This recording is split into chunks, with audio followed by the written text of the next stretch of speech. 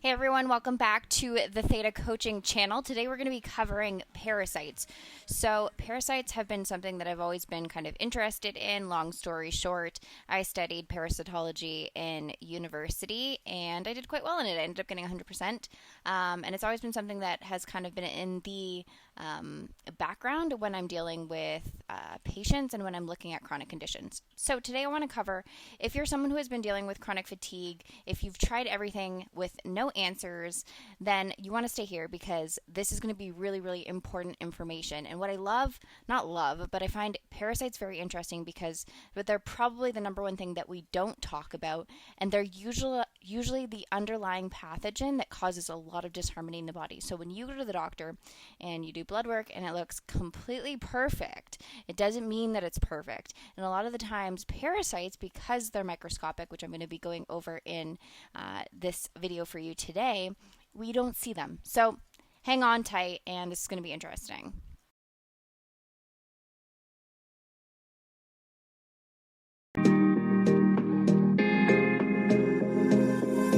I give my life, I give it all. For a look, for a call, for a kiss, for a roll, a part of any universe, of any planet and sky. Brought emotion by your light. You're a star in the night. You keep me up when you say. So I want to give you a little bit of my personal background with parasites. So I ended up doing coffee enemas, and I'm going to do a separate video on coffee enemas, the procedure. I do have one currently on my YouTube channel, but it's going to be a little bit more refined, the new one, and a little bit more parasite specific. But long story short, I ended up doing coffee enemas, and I saw kind of like a worm come out of me, which was a little bit startling in the beginning, but it made me kind of question parasites, where they're coming from and what they're doing in our bodies. So let's talk a little bit about parasites. So parasites are an organism that live in the host organism, but they use the host. So they're not commensal. So essentially a parasite latches onto the host and it uses their resources. Now I'm going to go over why this is really important, because we need our resources. So if you're feeling depleted and you're doing blood work and you're coming back and you don't have a B12 deficiency, you don't have an iron deficiency, even you could have an iron deficiency, which could be parasite related. But I'm saying that you've ruled out everything and you still feel tired and depleted, well, this could be the very issue. So that's the interesting thing about parasites. They are opportunistic in some instances, but they're also not commensal. So some of the bacteria in our gut is commensal, meaning it has a give and take relationship with us. So bacteria in the gut ferments things, and when it ferments things, it helps us process or activate that. It's really important because when we have an imbalance of bacteria in the gut, we can't process things. We have a lack of absorption and it causes a lot of problems. With parasites, we don't really need them because all they do is really suck us dry. So here are some symptoms that you want to think about if you are concerned about potentially having parasites. So chronic fatigue is the number one. And specifically, like I said, chronic fatigue is you have perfect blood work, your B12 is normal, your iron is normal, your minerals are coming back good, but you are tired all the time. You've had your thyroid check, etc., etc. It's not explained by anything medical. Number 2, bruxism, which is teeth grinding, is a very common symptom when it comes to parasites in the gut. Dark circles under the eyes, of course, digestive symptoms. This can come with gas, bloating. Of course, you have to rule out SIBO. You have to rule out Candida. You have to look at IBS, other contributing factors. Sleep is also usually a key indicator that parasites might be present. We're looking at poor sleep patterns, insomnia. Again, this could be related to ADHD, anxiety, depression. There's a lot of reasons. So what I'm trying to say here is it's multifaceted, but parasites can be the root of many things. Anemias that don't get better. So I have seen this before where somebody has a chronically occurring iron deficiency. So they keep taking iron and they go, I'm taking the iron, but my iron is not getting better.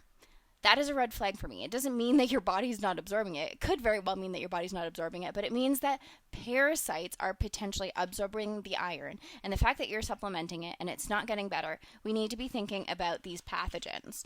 Floaters and vision problems can also be a contributing factor. So here's what you need to know about parasites.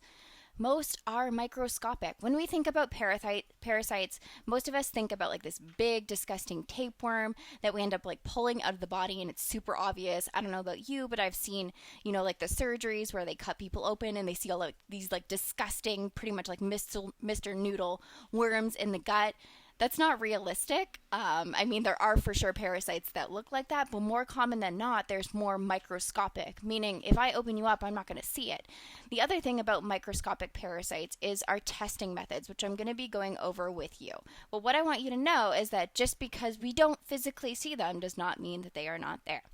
So there's two things that I want you to think about when we're talking about parasites. Number one, that you have to remember a parasite is an organism and it's trying to survive. Every organism on the planet works from the basis of survival.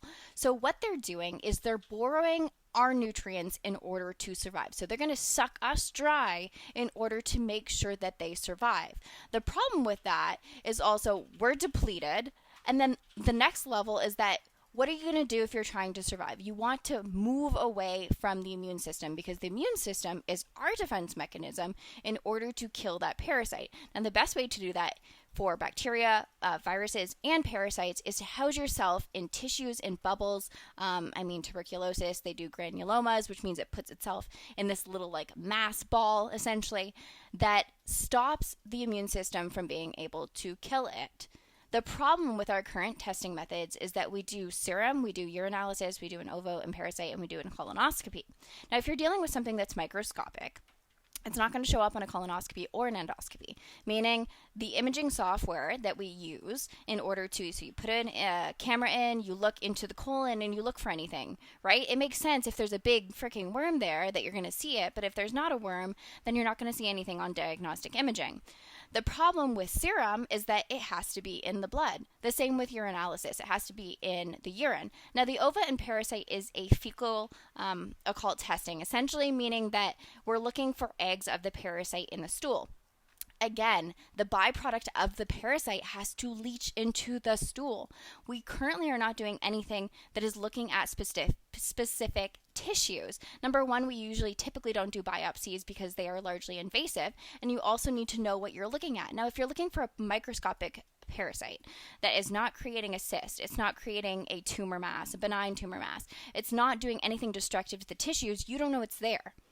Other than the fact that it's either leaching, you have like the byproducts of it, right? It's leaching your resources, you're feeling chronically fatigued, you've got all of these other symptoms, but physically we don't know it's there. If I go on diagnostic imaging and I look at x-rays or I look at CTs, again, if there's not a physical mask or a physical worm, it's not going to show up. That doesn't mean it's not there. Just because we cannot see it does not mean it's not there. Okay, so let's move into what do parasites eat. So they're not eating tissue like I just explained, otherwise we would see ulceration, we would see physical proof of them doing this. But what they do is they eat minerals and vitamins, which is a common depletion of disease. So when you have mineral and vitamin deficiencies, you are susceptible to chronic fatigue, you are susceptible to mental health, your nervous system dysregulation, we move into like the ADHD, the autism, that kind of stuff. Mineral deficiencies are the root of many, many, many issues. So that is one thing that parasites do, is they deplete that. Number two is they also accumulate toxins in the sense of heavy metals. They also have fecal matter that goes into our tissues. So I want to talk about a PubMed article because everybody loves PubMed, so it's not true unless it's in PubMed. An article in Parasitology Today looked at parasites as an accumulation indicator of heavy metal pollution. So here's one of the things that they said in the article. However, until recently, little was known about the accumulation of toxins within parasites. Why this is really, really important is because it is acknowledging the role of heavy metal uptake in parasites. Parasites like heavy metals. When they uptake the heavy metal, then they accumulate it in them. There is something called, I'm probably going to get this wrong, Jarisch-Herxheimer Reactions. This refers to the leaching of toxins and endotoxins when a microorganism dies, whether it's bacteria, whether it's viruses, whether it's parasites. We most typically see this when somebody takes an antibiotic and has bad bacteria kill off in the gut. This can happen for parasites as well. As we start to detox and kill certain parasites, you get a leach of those toxins that we just talked about, the accumulation of heavy metals, into the serum. The article then goes on to say that certain parasites, particularly intestinal and enkephalocephalins and cestodes of fish, can accumulate heavy metals at concentrations that are orders of magnitude higher than those in the host tissues or environment. So I'm going to give you this parasite diagram that you can look at. I'm kind of a nerd, so I extremely love these diagrams, but essentially all it's showing you is that you've got the production of the parasite. It gets taken up in the intermediate host, which then gets taken up by the definitive host. That is the final host that the parasite then accumulates in. And what do we see here? It is actually pork. So pigs are a host in which this parasite lives. Now, the interesting part is that who eats pigs? Do we know anyone? Do we know anyone who eats pigs?